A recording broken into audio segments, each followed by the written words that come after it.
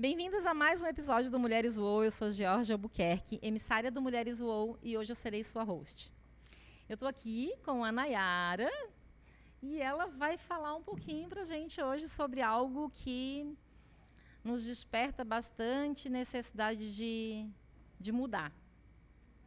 A gente está diretamente do Encontro Nacional do Feminino Moderno e a minha função aqui como host é anfitriar e conduzir boas histórias. Então agora a gente vai ouvir um pouquinho da história da Nayara. Nayara, bem-vinda. Feliz demais de ter aceito esse convite. Nosso tema, ele fala de cansei de sentir dor. Esse é o título que tu escolheu. Sim, esse é o título que eu escolhi. A gente pode começar, eu posso começar te perguntando por que tu escolheu esse título? Sim. Então conta pra gente. Por que eu cansei de sentir dor, Gi? Eu sempre trouxe da minha adolescência e da minha infância algumas feridas que nunca tinham sido curadas. E eu me sentia uma pessoa amargurada, triste, insatisfeita com a vida. Família, casa, filhas saudáveis, um marido disponível, mas nada estava bom. E eu tinha algumas dores que envolviam a minha mãe. A minha principal ferida era a mãe. E ela me machucava demais. E eu queria aprender a viver sem essa dor. Como é que eu consigo ter um relacionamento saudável com mãe? Sabe aquela coisa de tu invejar as tuas amigas que tem aquele relacionamento saudável com a mãe? Eu disse, quando que eu vou ter uma mãe assim? Na verdade, a minha criança julgava a minha mãe. A minha criança dizia que a minha mãe faltava comigo.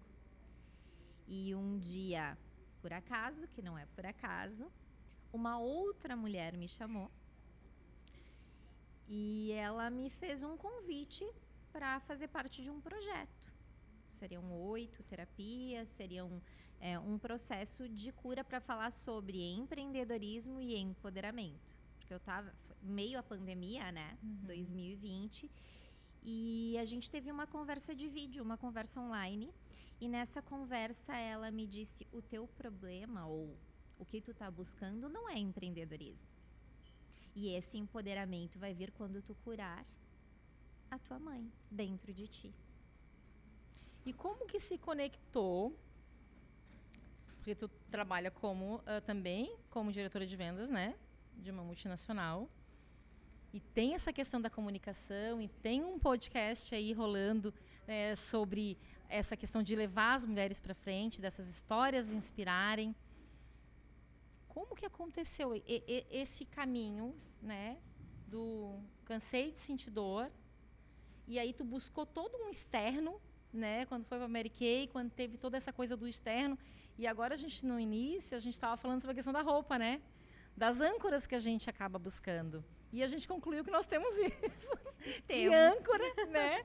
Essa conexão. Teve essa conexão também, fui da mesma multinacional. E a gente tinha isso muito forte. E eu quero muito que tu fale sobre isso, porque enquanto isso nos leva para frente, né, a roupa, a forma como a gente se porta, enquanto como se veste, né, enquanto isso está nos levando para o mais, ok.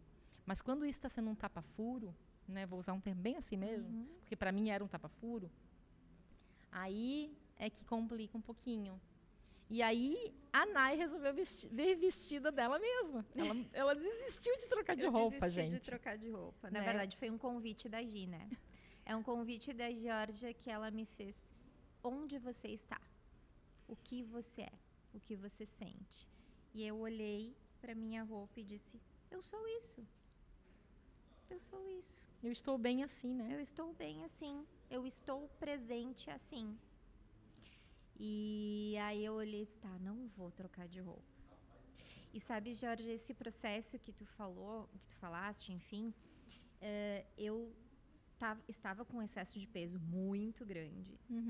E eu também tinha a questão de me olhar e não me aceitar. Sim. Eu me olhava e dizia assim, meu Deus, mas não não aguento mais. E assim, ó, vergonha do corpo, vergonha do marido, vergonha das pessoas, e independente da roupa que eu colocasse, eu me sentia mal. Então, esse mal eu entendia que era interno, não tinha a ver com a roupa, se ela era bonita ou feia. E quando eu comecei o processo de autoconhecimento, a primeira coisa que eu mudei em mim foi a estética. Mas a gente faz isso até para poder nos trazer. Os olhos buscam a beleza, né? Então a gente tem que dar uma repaginada aqui fora pra gente ter fôlego. E aí, então, eu queria me sentir mais bela. Só que para me sentir mais bela, eu tinha que dar o primeiro passo. Eu tinha que decidir fazer algo por mim. Sim. E eu, voltando à história da empresa, e a gente já vai conectar essa história, a Mary Kay participou da minha vida de 2015 a 2018. Eu me desconectei, fiquei na CLT, passou alguns processos, alguns anos. E quando eu comecei o processo de emagrecimento e de mudança de imagem, a minha diretora chegou e disse: Nai, você quer voltar? E eu disse assim para ela: ai, não quero. Não, volta, o processo está diferente, está um ambiente mais legal, volta. E eu estava gastando bastante com massagem, nutricionista, com tudo que eu queria. Focada em ti. Focada em mim. Só que a renda da família não estava conseguindo arcar com as minhas, com os meus gastos, com as minhas escolhas. Então eu disse: eu vou fazer uma renda extra para pagar essa minha mudança. E quando eu voltei a trabalhar com essa empresa, eu já descobri que eu também podia voltar a me maquiar. Porque eu não estava mais me maquiando. Porque eu estava focada no corpo. Eu não estava olhando para o meu cartão de visita. A gente se desconecta com muita facilidade, né? A partir do que nos é instigado. A gente transita nisso com muita facilidade. E aí eu quero te convidar que tu venha a nos trazer essa parte, né, do o quanto tu percebe que é sadio estar maquiada, né? Porque hoje a gente poderia chamar hoje o que eu vejo de beleza na AI como um transbordo de algo dentro. Sim. Eu gosto muito de olhar o antes e depois do que eu era e do que eu me tornei, mas não só para o físico. Eu gosto muito de olhar o meu olhar. O olhar mudou. Sim. Mas esse processo... Brilho no olho. Sabe que esse processo ele só aconteceu quando eu comecei a trabalhar o meu interno. A gente é transbordo do que tem dentro, então do que está cheio é o que sai. É o que não sai. É isso? E assim, ó, uma questão muito importante e que foi decisiva foi quando eu decidi, de que forma eu posso transbordar para o mundo toda essa transformação que eu estou vivendo. E isso veio de encontro ao trabalho que eu faço nessa empresa, né, de trazer o sorriso no rosto das mulheres, porque quando a gente... É muito engraçado, a gente vira psicóloga, né? Sim. A gente vira psicóloga e a gente olha que essas mulheres estão muito feridas por dentro. E quando tu passa uma maquiagem, quando tu coloca um sorriso no rosto dela através do autocuidado, elas dizem: eu posso ser mulher de novo? Eu sou bonita, eu vou te trazer agora. Eu vou ter que te trazer agora uma experiência minha que se repetiu inúmeras vezes ao longo dos anos que eu tive nessa mesma empresa, né? E foi ela que me levou para esse mundo do autoconhecimento de novo, né? De uma outra forma, né? Sob um outro olhar. E era algo que acontecia em praticamente todos os atendimentos que a gente faz, a maquiagem, faz os cuidados com a pele. Acabava de maquiar, a gente alcança o espelho, né? Que a gente carrega um espelho. Eu entregava o espelho para elas se veem. Elas soltavam o cabelo, porque o cabelo estava sempre engronhado. E elas soltavam o cabelo com e se arrumavam. No mesmo instante, os ombros iam para trás. Então, é incrível como a gente se desconecta de quem a gente do belo. Porque o feminino, a mulher, é o belo, gente. É que eu tava conectada com a minha dor, Gi. Sim. Não tinha a ver nem com o feminino, nem com o Nem masculino com naquele masculino. momento. Era dor. Era dor, doía demais. Então, como é que eu vou olhar como é que eu vou colocar pra fora se aqui só existe dor, só existe um emaranhado de coisas que não deixam eu transbordar. Mas a dor, ela ainda... O Felipe, agora, na palestra dele, ainda trouxe, né? A dor, ela é vida ainda. Ainda tem vida. Tem vida na dor. No sofrimento é que não, né? No sofrimento a gente está indo contra, né? A gente está estagnando, a gente está remoendo ali, né? Então, tu teve a dor, mas tu teve um movimento. Tava muito dolorido, eu não aguentava mais viver com aquilo. E eu olhei, eu disse assim, precisa existir uma saída. Eu acho que ninguém deve viver assim. Eu não queria mais viver naquele momento, eu não queria mais viver assim, ó, e não era só comigo, era com as pessoas ao meu redor. Eu era vista como uma pessoa triste, eu era vista como uma pessoa queixosa, eu era vista como uma pessoa estagnada. E conta pra gente o que aconteceu que esse brilho no olho deixou ele sair de novo. Ai, muita constelação. Muita constelação. E não só constelação, eu acho que é um processo de autoconhecimento, de eu conseguir olhar pra mim. Tanto que quando eu fiz a cirurgia do meu abdômen, isso vem dentro do olhar sistêmico, a gente tira um pedaço do nosso corpo, né? Sim. Ele sai. E quando eu me olhava no espelho, eu não me reconhecia mais. Eu tive que aprender a me despedir daquele pedaço que tinha saído de mim. Porque era como se são células que foram tiradas de dentro de mim. E aí, depois que eu consegui olhar, opa, tem algo diferente aqui. Sim. Só que não era só isso, não era só o externo. Eu sorri mais, eu me cuidei mais, eu consegui... o mesmo pedaço que saiu, parece que saiu uma dor e uma tristeza de dentro de mim também. Foi junto embora. E aí eu consegui olhar e sorrir. E é muito gostoso eu encontrar amigas que passaram comigo todo esse processo, me dizerem, Nai, tu estás brilhando. Tu estás diferente, tu estás mais madura, eu te vejo diferente. E eu não me sentia vista. E se eu te vejo, ele me preenche. Sim. E junto com isso veio a questão da mãe. Porque eu fui curando a mãe. E na verdade foram processos... Concomitantes. O me olhar e o parar de olhar para a dor e me aproximar da minha mãe. Eu acho que existe também uma questão de honrar a vida, né? Porque quando a gente não está em movimento, quando a gente não está olhando para a nossa vida, mesmo que a gente fique ainda olhando para os pais e para o que nos doeu, a gente deixe que a criança comande por algum tempo. Quando a gente não está olhando para a vida, fazendo algo com a nossa vida, é como se a gente desonrasse esse presente, né? De estar vivo. E esse presente foi dado pelos nossos pais, né? Então eu acho que tem muito disso. A gente só está aqui pela permissão deles. Pela permissão deles, né? Então, fazer algo de bom e fazer o nosso melhor com a nossa vida é uma forma, e para mim a grande forma de honrar nossos pais. Eu vejo até como um dever.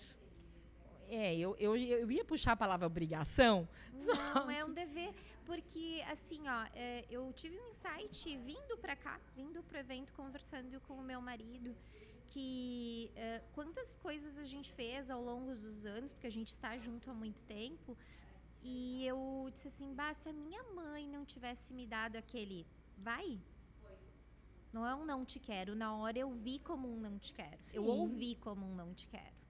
Mas se ela não tivesse, eu não estaria vivendo todo esse processo que eu estou vivendo. Inclusive, eu não estaria nem aqui. Não, e a gente precisa lembrar que tudo que nos aconteceu de bom ou que a gente entende que não seja, porque é entendimento, né, tão bom, nos trouxe até aqui. Tudo. E o universo não entende exclusão. Então, no momento que tu diz não para algo, não concordo, tal coisa não, tu está excluindo e o universo ele não acata isso, não tem exclusão. E aí, aquela exclusão que tu está fazendo, ela vem mais alta. Por quê? Porque, ó, tu tem que me inserir, tu precisa me ver, e aí, muitas das vezes, é desse jeito que os ciclos se repetem. Mas sabe, Né? Gi, que eu acho que é o que... eu acho que a chave, a grande chave da virada... Olha, veio a chave. A grande chave da virada é eu me movimentar. A gente sempre fala, mas é um movimentar diferente, sabe? É um movimentar e estar aberta para o processo. Porque é doloroso demais. A gente diz que dói, mas dói mais às vezes tu mexer do que ficar na dor que tu tá. E quando tu mexe... Já tá ruim, né? Como eu digo, né? Já tá ruim. Já então, tá ruim. faz algo para que isso melhore. A famosa zona de conforto, né? Que ela é muito usada como zona de conforto. Não, mas é dor. É dor. E aí, quando a gente mexe nessa ferida, é a mesma coisa que a gente pegar uma casquinha e esfregar. E tirar a casquinha E antes tirar a do tempo. casquinha e continuar mexendo até que não haja mais dor ali. E estar aberto o processo, porque quando a gente acha que a gente curou tudo, a gente não curou nada. A gente tirou só a primeira casquinha da cebola. E conforme a gente... Aí é que vem as outras. Aí que vem as outras. Aí a gente descobre que a dor ela é mais profunda, que tem algo muito mais delicado, algo muito mais sutil para ser olhado. E eu não sei se faz sentido para ti, mas isso faz muito parte do meu processo e talvez se conecte contigo que está nos ouvindo e contigo também, Nai, que a gente percebe o quanto é a partir do entendimento que nasce uma dor. Deixa eu ver se eu consigo ser clara. Você passa por um casal e você vê o casal, como dizia minha avó, ralhando com o seu filho, né? Não faça assim, né? Fazendo alguma algo que chamando a atenção daquela criança. O nosso entendimento de quem está passando é um. O entendimento daquela mãe que está vendo o pai fazer aquilo é outro. O entendimento do próprio pai do porquê ele está fazendo aquilo é outro. O entendimento da criança que está recebendo é outro. E cada uma dessas pessoas percebem, veem com os olhos da história, da sua história.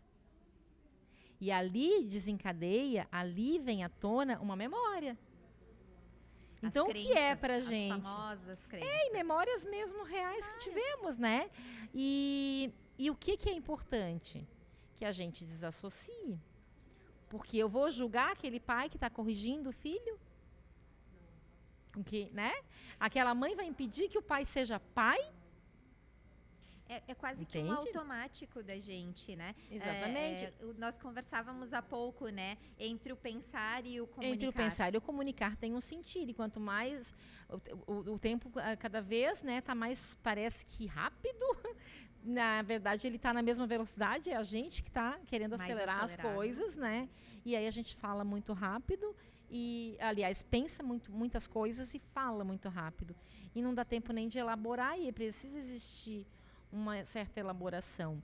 E voltando para a questão do entendimento, muitas das nossas, vou falar agora de mim, muitas das minhas dores nasceram pela minha interpretação. Como eu interpretei aquilo que me aconteceu. Sim. Né? Quando eu dizia, minha mãe me deixou para ir trabalhar, minha mãe me deixou com dor, com muita dor. Minha mãe me deixou para ir trabalhar, causa dor numa criança com entendimento infantil, numa criança. Eu não sou mais criança e se a minha mãe não fosse trabalhar, quem é que ia me dar comida? Eu vou ter que te interromper, Gi, porque veio uma história e foi algo que eu vivi não faz muito tempo, quando eu fui trabalhar. A questão do abandono da mãe, que é esse sair para trabalhar, se ocupar de outras coisas e não se ocupar de mim. E a minha terapeuta me ajudou a enxergar que a minha mãe ela não tinha tempo para mim. mas ela colocou outras mulheres na minha vida que fizeram os papel de mãe. Sim, Então, ela se ocupou ainda de resolver como é que ia andar todo o Paranauê, né? Porque daí eu consegui olhar assim, bom, a minha mãe pedia para eu passar tarde com a vizinha que costurava. E eu sentava na máquina de costura do ladinho e a gente conversava. E assim eu passava a tarde e ela trabalhava. Porque não tinha questão de escola, né? Sim. Ficava em casa com a mãe. Aí depois, quando a nossa condição financeira melhorou um pouquinho, ela colocou as meninas que trabalhavam limpando a casa durante o dia. E elas vinham todos os dias. Então, se eu tinha alguma dor, ela dizia, filha, vai lá e pede pra fulana. Naquele momento, ela não podia me dar mais. Ela não podia. Ela estava tão envolta nas dores delas, nos problemas delas, na resolução do casamento e de tudo que ela estava vivendo, inclusive para nos sustentar, ela não podia dar mais. Só que a criança não enxerga dessa forma. Não. Eu vejo pelas minhas filhas quanto elas me cobram. Eu tô lá com elas, às vezes, trabalhando no celular. Mãe, para me olhar. É que o filho, ele tem isso, né? E tá tudo bem, porque a gente dá o que a gente pode, a gente dá o que a gente tem, o que a gente consegue. Assim foi com os nossos pais, assim é com a gente, e assim vai ser sempre, para toda a eternidade, como sempre foi. Ninguém dá o que não tem, né? Nem mais do que pode. E a gente vai trazendo essas dores, essas vivências, vai colocando elas numa caixinha, vai fazendo, e dentro de nós isso vai crescendo e reverberando para o mundo. Só que se a gente não tiver coragem de olhar para isso com muito carinho, com muita leveza, porque assim, ó, daí a gente olha pra dor, tá? É difícil suportar a dor, muito difícil suportar a dor. Tá, ok, mas eu tenho o meu tempo, o meu processo. Eu parei de me comparar, mas é muito normal a gente olhar pra uma pessoa e dizer, ai, eu quero sentir o que ela sentiu, eu quero viver o que ela viu, eu quero estar lá. Só que pra estar lá, quantas dores e quantas permissões ela se deu pra se curar? Então, hoje sim eu posso dizer, estou bem de blusinha, calça larguinha, alça, eu estou bem, assim. E tá tudo bem, né? Mas não é algo que foi fácil de eu chegar e dizer, aqui está tudo bem. E não, o fato de não ser fácil não significa que não é possível, Não. né? Então eu queria te convidar, né, agora pra gente ir finalizando, porque é um papo que podia render muitos, né? Muitas e muitas horas de conversa, porque eu acho que é muito pertinente à vida de todas nós, né? Essa questão de dor. E a gente precisa normalizar e desromantizar que não tem dor, que é rápido, que é fácil. Não é. Não é fácil, não é rápido e não é sem dor.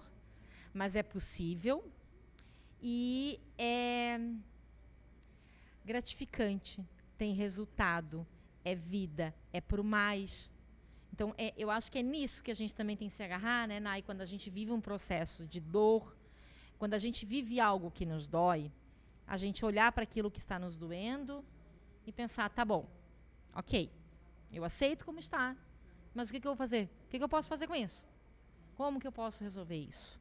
O que eu posso fazer de bem pequenininho, né? Hoje meus stories de manhã foi sobre mais ou menos isso.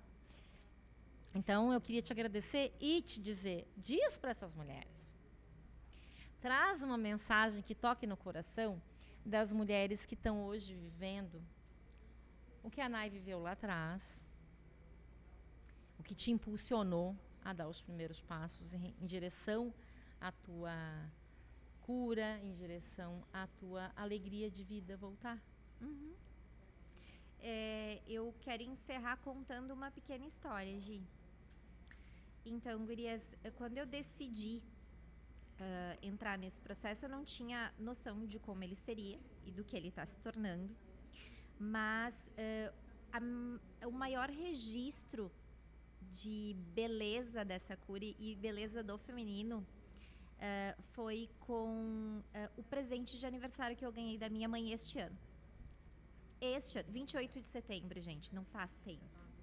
Mas eu digo que foi o melhor e maior presente que ela me deu em toda a vida. Eu tenho 38 anos, eu não sou mais uma criança. Mas pensa, Foi o melhor presente.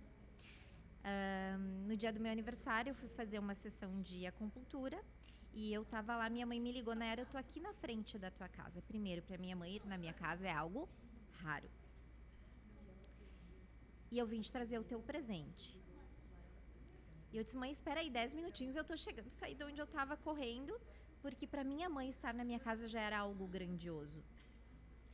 Eu cheguei lá, ela disse, filha, eu nem vou entrar, do jeitinho dela. Tô com pressa, eu nem vou entrar.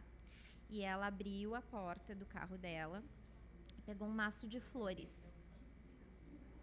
Só que ela mora num lugar distante do centro da cidade, dá uns 40 minutos, porque ela mora numa chácara. E ela planta flores e ela ama flores. E ela colheu, às 7 horas da manhã, aquelas flores. Só que aquelas flores não foram só colhidas pela mão dela. Ela pensou em cada flor que ela estava me entregando. E ela me disse, filha, esse lírio vermelho é a força da mulher. Ele veio para te dar força. Essa flor amarela é para trazer prosperidade para tua casa e abundância para que nunca nada falte na tua casa. E essas rosas cor-de-rosa são para que nunca falte amor entre vocês.